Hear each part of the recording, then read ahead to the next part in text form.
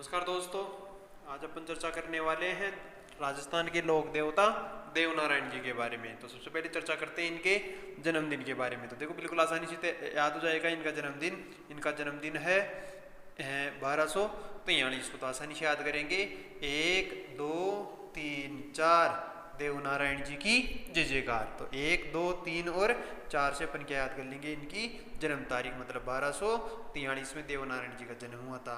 फिर आगे चर्चा करते हैं, ये बगड़ावत जाति के, कौन सी बगड़ावत गोत होता है किसमें, गुर्जर जाति के अंदर, है ना। तो बगड़ावत गुर्जर परिवार में इनका जन्म हुआ था, मतलब गुर्जर परिवार है और बगड़ावत इसमें गोत होता है। उसके बाद में देखो इनके माता का नाम और पिता का नाम याद करते हैं।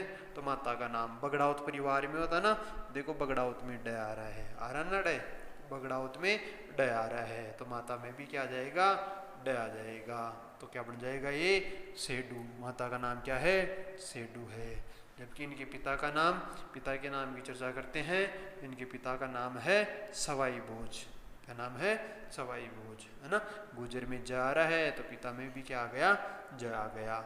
बगड़ावत में तो ड आ रहा है तो माता में ड आ गया, और गुजर में जा रहा है तो सवाई भोज में भी क्या आ गया, ज आ गया। फिर आगे चर्चा करते हैं इनकी पत्नी का नाम। किसका नाम, पत्नी का नाम।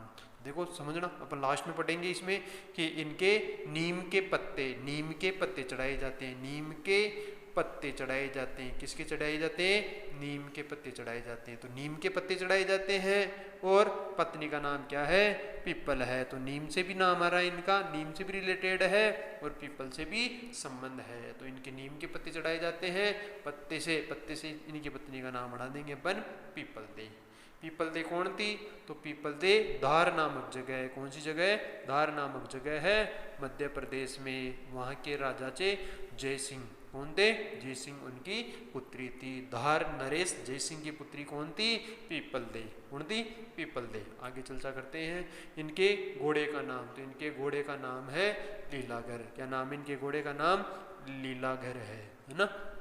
ये किसके अवतार है, तो इनको अवतार माना जाता है विष्णु जी का। किसका अवतार माना जाता है, विष्णु जी का। और भी अवतारों के बारे में अपन चर्चा कर चुके हैं पहले कि देखो देवनारायण जी को तो किसका अवतार मान रहे हैं, विष्णु जी का।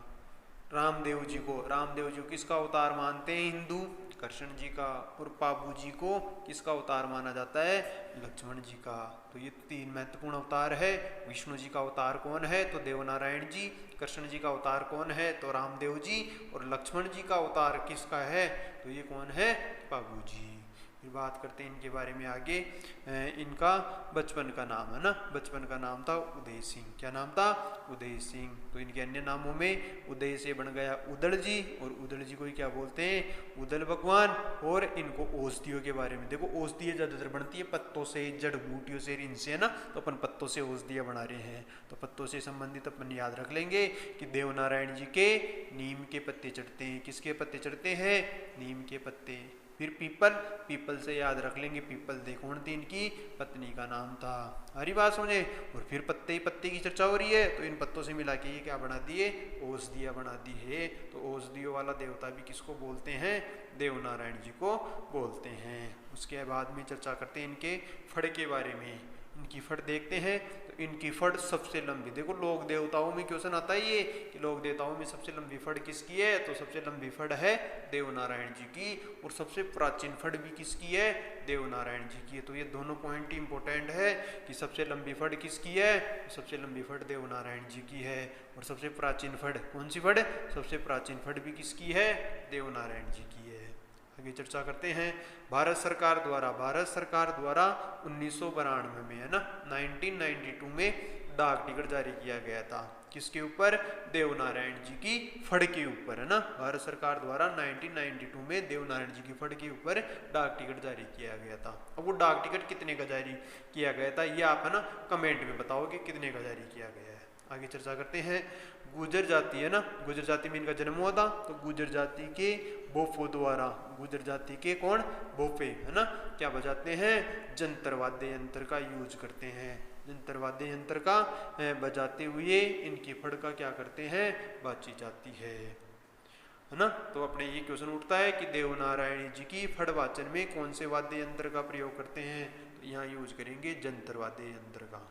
हरी बात समझे। जबकि रावण हत्ता पहले पढ़ चुके अपन, कौन सा, रावण हत्ता। रावण हत्ता वाद्य यंत्र का यूज किस में करते हैं, तो रावण हत्ता का यूज करते हैं पाबूजी की फड़के वाचन में। पाबूजी की फड़के वाचन में रावण हत्ता का यूज करते हैं।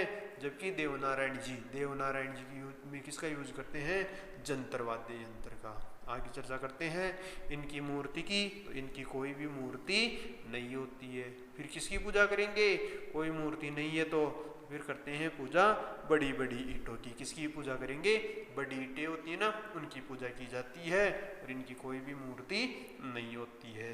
फिर आगे चर्चा करते हैं इनका मूल मंदिर है ना, मूल देवरा या मूल मंदिर कहाँ पे है, तो इनका मूल मंदिर है गोठा दड़ावत नामक जगह है। गोठा दड़ावत नामक जगह है और ये जगह है आसिंद भीलवाड़ा में। आसिंद भीलवाड़ा में अपन पहले पढ़े थे, बगड़ावत में डयारा है, आ गया ना डय। इनकी माता सेडू में भी डयारा है और भीलवाड़ा में भी क्या आ रहा है, डयारा है। जैसे डलिया आ रहा है। तो इन सबका संबंध किससे आ रहा है, देवनारायण जी से आ रहा है। फिर बात करते हैं इन्होंने प्राण क्या पे त्यागे थे, प्राण त्यागे थे देवमाली नामक जगह पे। ये जगह कहाँ पे है, ब्यावर में है ना। देवमाली जगह कहाँ पे है, ब्यावर में है, जहाँ पे इन्होंने प्राणों का त्याग किया था। फिर अन्य प्रसिद्ध स्थान, तो एक तो है देवधाम। देवधाम कहाँ पे है, जोधपुरिया नामक जगह, और जोधपुरिया नामक जगह है निवाई टोक में। कहाँ पे है, निवाई टोक में। फिर और कौन सी जगह, देवडूंगरी नामक जगह है चित्तौड़गढ़ में।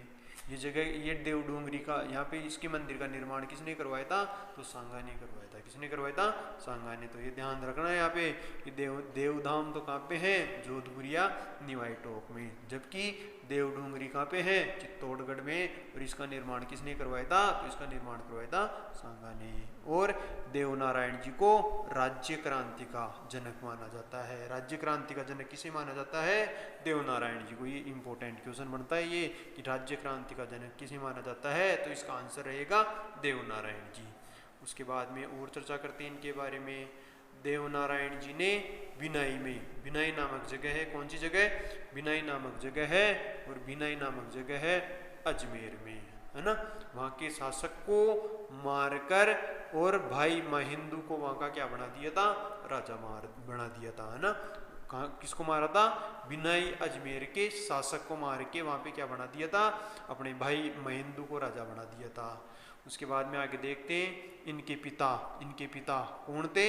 इनके पिता का अपन चर्चा करे थे ना, भोजराज। कौन थे, भोजराज। जय कहाँ से उठाए अपन, गुर्जर जाति में से उठाए थे ना। तो इसने किसको, इनके पिता ने दुर्जनसाल को, किसको, दुर्जनसाल से लड़ते हुए वीर गति को प्राप्त हुई। इनके पिता ने जब दुर्जनसाल से युद्ध करा था तो इनके पिता की क्या हो गई थी, वीर गति प्राप्त हो गई थी इनके पिता को। आगे चर्चा करते हैं, वीर गति प्राप्त हुई और इनके पिता कहता है देवनारायण जी क्या कर लिया था, पिता की हत्या का बदला लिया था। मतलब देवनारायण जी ने किसको मारा था, दुर्जनसाल को मारा था। और उस वहाँ पे किसको राजा बनाया था, अपने भाई महेंदु को। हरी बात समझे। और बात करते हैं देवनारायण जी को, यहाँ पे है ना बेल नहीं आएगा भाई, क्या आएगा यहाँ पे, अपन पढ़ रहे थे ना अभी, नीम के पत्ते चढ़ाए जाते हैं। किसके पत्ते चढ़ाए जाते हैं, नीम के पत्ते चढ़ाए जाते हैं। फिर बात करते हैं इनका मेला। तो इनका मेले के बारे में आप कमेंट बॉक्स में टाइप करोगे कि देवनारायण जी का मेला कौन सी तिथि को बरता है ना। तो अगर वीडियो पसंद आ रहा है तो लाइक करना है, चैनल को सब्सक्राइब करना है। जय हिंद, जय भारत, धन्यवाद।